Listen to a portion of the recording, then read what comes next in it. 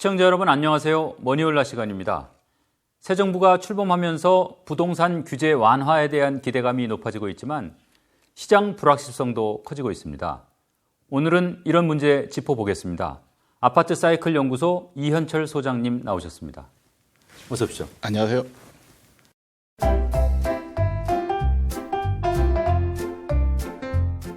본격적으로 시작하기 전에 네네. 요즘에 이제 기사 보면 네. 새 정부 출범 이후에 뭐 전세값이 오른다. 네네.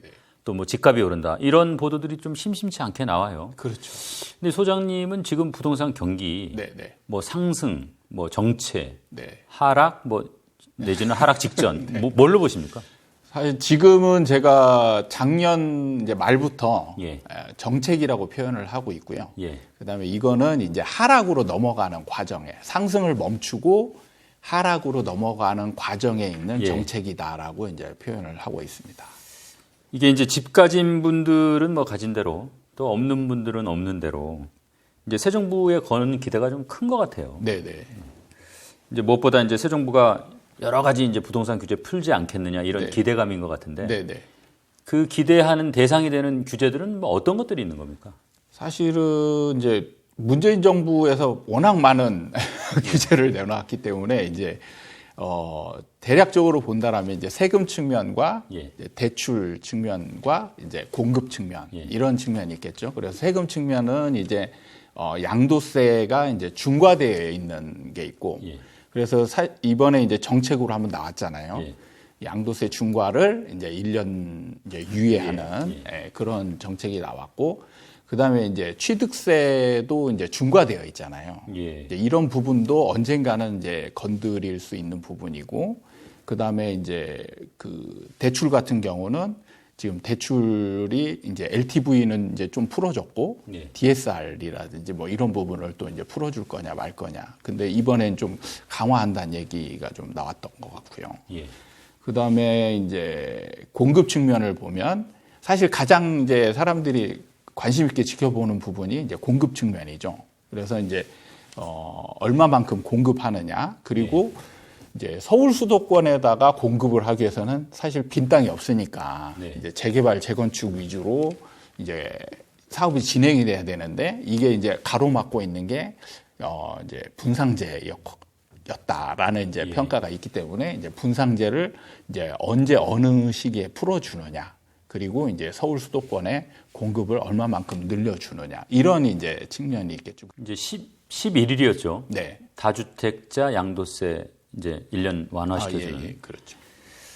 이게 이제 아마 정부 입장에서는 이제 매도를 좀 촉진시켜서 네.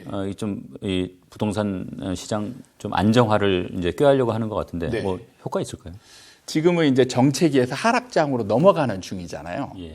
그럼 이때 나오는 매물은 약간은 이제 상승장보다는 적극성을 띨 수 있는 상황이 되거든요. 예.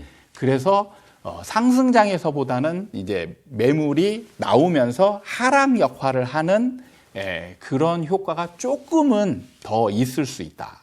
이렇게 이제 진단을 해볼 수 있습니다. 이제 여기서 적극성이라는 거는 어떻게든 좀 팔아야 되겠다. 이제 이런 마음을 그렇죠. 얘기하는 거죠. 네네. 서로 경쟁하면서 이제 빨리 팔으려면 가격을 떨어뜨려야 되잖아요. 네. 이게 이제 새 정부가 이제 규제 풀겠다는 거는 뭐 누가 뭐라 그래도 부동산 제1의 정책 목표 집값 네. 안정일 거 아닙니까? 네, 네. 그래서 이제 규제를 풀면 집값이 좀 잡힐 거라고 푸는데 네. 또 오히려 집 가진 사람들은 뭐 집값이 오를 거라고 또 기대를 하고 네. 이런 것 같아요. 네, 네. 이런 불일치는 어디서 나오는 겁니까? 사실은 냉정하게 말씀드리자면 사실은 집을 잡기 위해서 규제 푸는 거는 잘못된 지금 정책이라고 얘기를 드릴 수가 있어요. 지금 시점에서는. 네.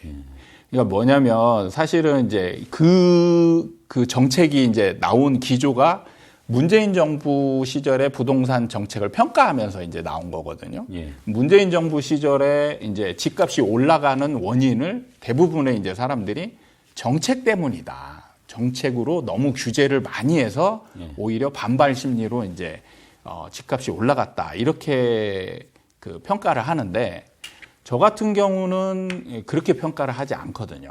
네. 그러니까 규제는 정부는 사실 어쩔 수 없이 해야 되고 시장이 규제를 이긴 것뿐이다. 예. 그리고 이제 정체기로 넘어가는 과정에서는 사실 이제 규제의 효과가 좀 나타나고 있는 상황이거든요. 예. 그런 측면에서 이런 상황에서 규제를 다 풀어버리면 다시 폭등한다는 거죠. 그래서 이제 시장이 어느 정도 이제 하락하는 상황에서 규제를 좀 천천히 풀어주면 효과가 이제 약하게 나타나거든요. 예. 예, 그렇게 이제 풀어주는 게 어떻게 보면 정답이다라고 볼 수가 있는 거죠. 이제 소장님 말씀 들어보면 네네. 지금 이 시장에서 기대하는 것만큼 규제를 그냥 확 뜯어고치기는 좀 어려울 거다 이제 이런 말씀이시고. 그렇죠. 정부도 이미 좀 신중한 자세로 돌아선 그런 이제 모습이 좀 보인다는 거예요. 그 정확하게 얘기하면 이 소위 말해서 선거운동을 하던 시절하고 네. 지금하고 네. 바뀐 스탠스가 뭐 어떤 것들입니까? 그러니까 지금 보면은 양도세 중과를 1년 유예를 했잖아요. 예. 근데 선거 때는 뭐라고 했냐면 2년 유예한다고 했어요. 그렇죠. 그리고 그러니까 이게 벌써 바뀐 거예요. 그 다음에 재건축도 이제 완화하겠다, 규제를 완화하겠다라고 이제 많이 얘기를 했단 말이에요. 예. 그런데 그래서 이제 일기 신도시가 막 들썩거렸잖아요. 일산이나 분당이나 막 그렇죠. 이런 데들이. 그리고 서울에서도 지금 재건축 대상들이 많은 지역들 같은 경우는 지금 막 집까지 있는 사람들이 막 호가 올리고 하는데 정부에서 지금 보면은 재건축 규제 완화도 어느 정도 속도 조절을 하면서 좀 천천히 하겠다. 그리고 이제 뭐 일기 신도시 같은 경우 용적률이 이제 상향하는 그런 문제도 있었는데 이런 문제도 지금 얘기를 전혀 안 꺼내고 있고 이런 측면에서 보면은 정부가 지금 규제 완화를 빨리 풀면 풀수록 다시 불씨를 살리는 그런 효과를 낼 수 있다라고 보기 때문에 지금 속도 조절을 계속 하려고 하는 상황이 보이는 거죠. 지금 하나 좀 궁금한 게 네네. 지금 여의도 시범 아파트나 네. 또 이촌동 한강맨션 네네. 이게 지금 뭐 재건축 층고를 확 높인다는 거 아니에요? 지금? 네네. 이런 거는 부동산 시장에 어떤 영향을 미칩니까? 이렇게 용적률을 높여서 층수를 높여주면 원래 지을 수 있는 세대보다 더 많이 지을 수 있잖아요. 그렇죠. 그러면은 여기서 일반 분양을 많이 할 수 있게 되는 거예요. 예. 그럼 거기서 많은 수익이 얻어질 수 있고, 그럼 조합원한테 추가 부담금이 안 가게 되잖아요. 예.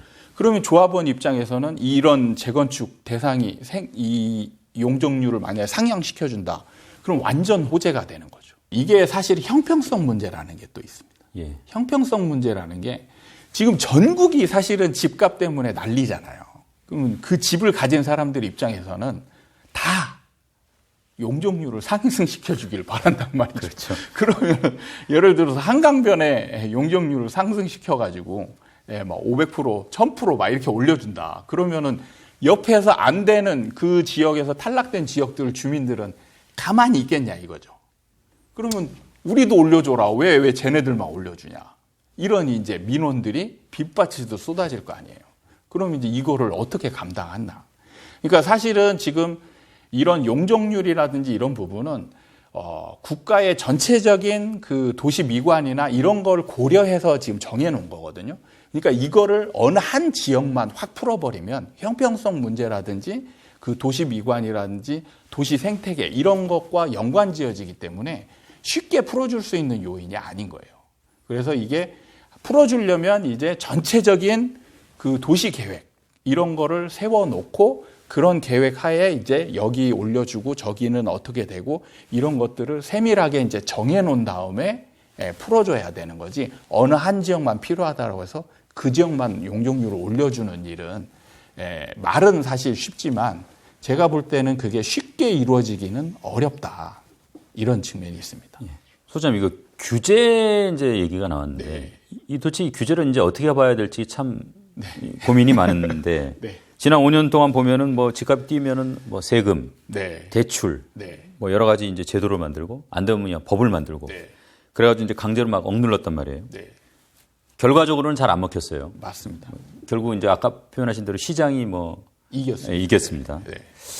정책 당국은 이 규제를 네. 어떤 관점에서 바라봐야 된다고 생각하십니까? 저는 어쩔 수 없다. 이렇게 말씀드리는 게 예. 사실 시장이 상승하고 있어요. 상승하고 있으면 정부 입장에서 막아야 될 거 아니에요. 예. 막을 방법이 뭐가 있습니까? 이거를. 막을 방법은 규제밖에 없는 거예요.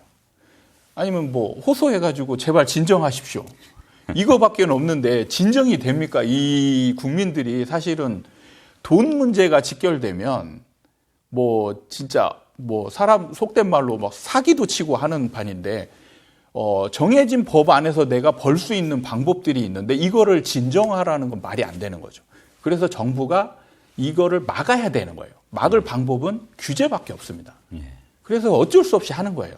이제 지금 뭐 시점 얘기도 잠깐 하셨습니다만 이게 보통 이제 부동산 광의의 뭐 정책 네네. 이게 보면은 실제 시장의 어떤 움직임보다는 거의 대부분 다 후행하는 것 같거든요. 네, 맞습니다. 그래서 이제 평소에 야 저거 좀 선제적으로 할 수 없나 이런 생각도 했는데 네. 안 되는 겁니까? 예를 들면 자 시장이 살짝 상승하고 있어요. 근데 지켜보고 있으면 많이 상승할 것 같아요. 예. 그러면 이제 막아야 될 거 아닙니까?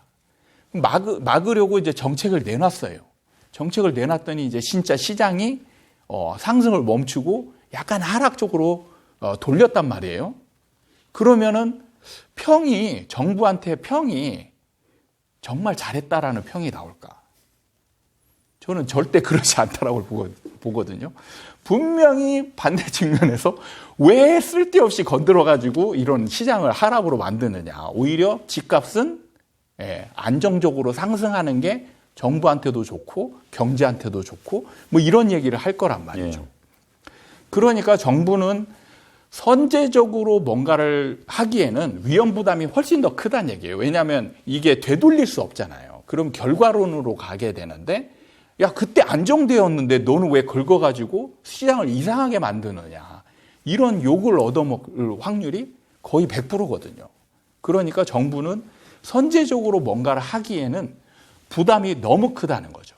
그래서 오히려 시장이 극한으로 좀 어느 정도 과열 아니면 침체 쪽으로 갔을 때 거기에 적극적으로 대응하는 모습을 보이는 게 오히려 욕을 좀 덜 얻어먹고 그 지지자들이나 뭐 어떤 평한테는 좀 더 이제 괜찮은 평을 받을 수 있는 그런 상황이 되기 때문에 그걸 제가 정부의 한계라고 표현을 합니다.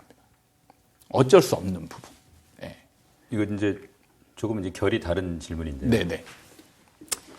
아파트하고 일반 상품은 좀 분명하게는 잘 모르겠지만 어쨌든 네. 좀 다른 것 같아요. 아, 예. 그래서 많이 다르죠. 이게 이제 일반 상품에 적용되는 우리가 경제학 책에 나오는 수요 공급 곡선. 네, 네, 네. 이게 아마 아파트에는 잘 적용이 안 되는 것 같은데 네, 완전히 차이가 다릅니다. 있다면 어떤 차이가 있고 정책 당국은 네. 또 그 차이에 대해서 정확하게 인식을 하고 있는 건지 그게 좀 궁금해요. 제가 볼 때는 먼저 답을 드리자면 네. 인식을 못하고 있다고 느껴지고요. 그리고 많은 지금 전문가들이 지금 말씀하신 것처럼 일반 상품과 부동산 상품이라는 게 차이점이 있는데 예. 그리고 수요 공급 곡선도 다른데 예. 같다라고 보는 사람도 많다라는 거죠. 전문가들조차. 예.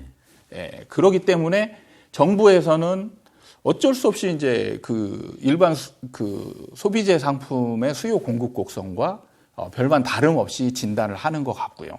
이제 차이점을 설명하라면 가장 큰 차이점은 일단 공급 부분에 있어서 차이가 굉장히 많다라는 거예요.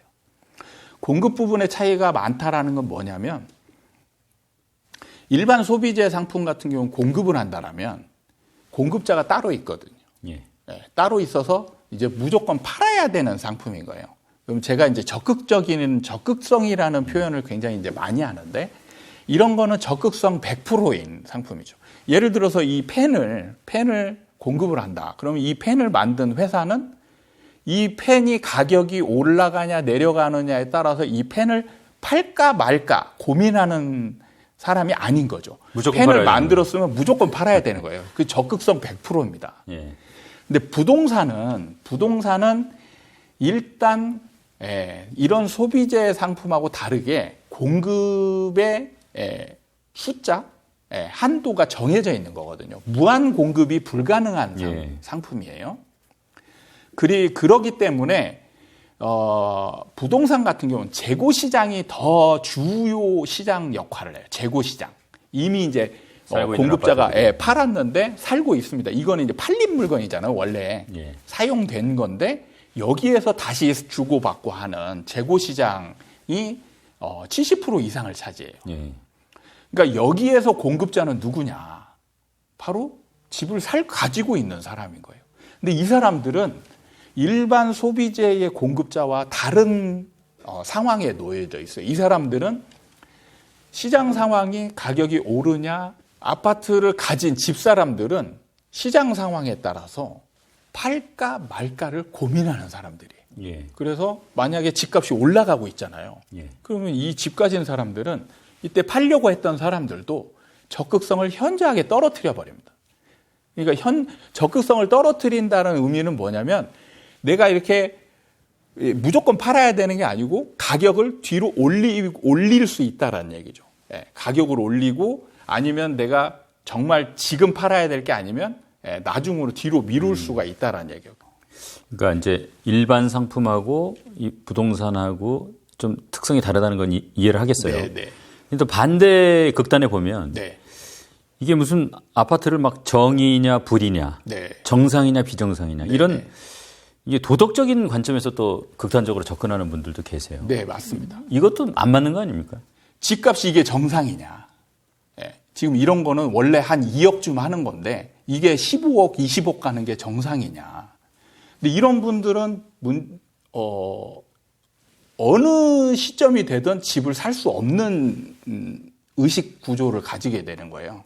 그래서 이런 분들은 항상 이제 기회가 왔을 때도 집을 살 수 없는 그런 상황이 될 수 있다라는 측면에서 저는 시장을 분석할 때 일반인들도 이런 당위적인 측면이나 아니면 정의적인 측면이나 이런 측면을 좀 배제하고 좀 가장 객관적인 입장에서 현실적인 분석을 했으면 좋겠다. 그리고 정부도 적절한 정책을 내놓으려면 너무 정의적인 측면으로 시장 분석을 하면은 왜곡될 수 있거든요. 그 대표적인 게 저는 이제 임대차 3법 이런 것과 또 허위 매물 이런 측면이 좀 굉장히 좀 잘못된 측면이 아닌가 이런 생각을 합니다. 허위 매물 단속 말씀하신 거. 그렇죠. 허위 매물 단속이 사실은 어떻게 보면 다들 이래요. 아, 그거 꼭 해야 되는 거 아니냐. 뭐 정의 측면에서는 맞습니다. 근데 그게 언제 하느냐가 되게 중요한 부분인데 임대차 3법 적용할 때 그때 허위 매물 단속을 그때 같이 했거든요. 그러면서 시장에서 어떤 상황이 벌어졌냐면 전세 매물이 진짜 수직낙하 해버려요. 그러니까 매물이 아예 없어진 겁니다. 그러니까 사실은 이때에 허위 매물 단속만 안 했어도 사실 허위 매물의 어떻게 장점이라면은 매물이 좀 많아 보이게 하는 역할을 하거든요. 예. 근데 지금 임대차 3법으로 인해서 매물이 급격하게 줄어들고 있는 상황에서 더 그냥 설상가상이 그렇죠. 임차인이 굉장히 조급해지는 상황이거든요. 근데 네이버나 뭐 이런 이제 매물 올라와 있는 창이 있잖아요. 여기에 매물이 없어져 버리는 거예요. 그러면은 가보지도 않고 이미 이 심리 상태가 완전 초급한 상황이 돼버려서 가는 거예요. 그러면 부동산에 갔는데 매물 지금 하나밖에 없습니다. 그러면은 달라는 대로 줘야 되는. 예, 이 사람은 그냥 다른 거 생각할 겨를이 없는 거예요. 그냥 줘버려야 되는 거죠. 근데 네이버나 이런 데 봤는데 매물이 5개, 6개 있어요. 그러면 약간은 진정이 되는 상태로 가잖아요. 그럼 이 상태와 심리 상태가 완전히 조급한 상태는 가격에 미치는 영향이 완전히 다른 거예요. 그러니까 이거를 조금 기다렸다가 나중에 해도 되는 거잖아요. 이런 거는. 아니면 미리 하든가. 네. 이게 이제 시청자들이 아마 오늘 이제 프로그램 보시면서 제일 관심 있는 거는 네. 야, 그래 집값 내리냐 오르냐 이제 네. 뭐 이런 걸 거예요. 네, 네. 그 문제 본격적으로 얘기하기 전에 네. 어떤 변수를 보고 그런 가격 동향을 판단하십니까, 소장님? 저는 이제 가장 중요한 게 사람들의 심리 상태다. 예. 근데 뭐 사람 심리 상태를 어떻게 알 수 있냐 이렇게 이제 되묻는 분들도 있는데 사실 제가 사람을 많이 연구하면서 신기한 게 돈이나 어떤 극박한 상황에 닥치게 되면 사람들의 생각이 거의 같아진다라는 걸 느낄 수가 있었어요. 그러니까 시장 상황이 이 아파트 가격이 상승하잖아요. 그럼 진짜 사람들의 생각이 거의 다 똑같이 되는 거죠.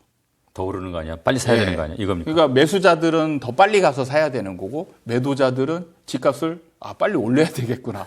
그러면서 담합행위가 일어나잖아요.